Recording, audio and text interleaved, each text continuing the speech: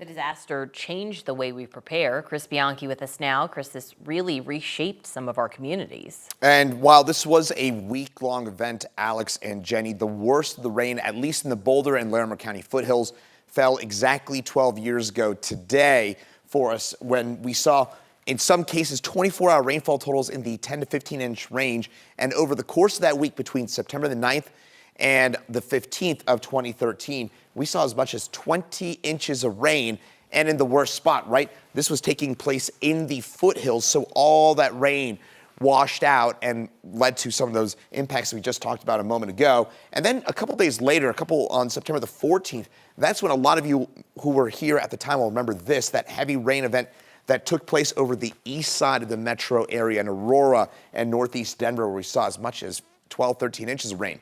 In Boulder, exactly 12 years ago today, by far the wettest day on record for us in Boulder. For a little context, 9.08 inches of rain. That is more than half of what you typically get on average over the course of a full year. That fell in 24 hours 12 years ago today. And the second wettest day on record in Boulder, less than 5 inches. So this, just astronomically, the highest and wettest day on record for us in Boulder.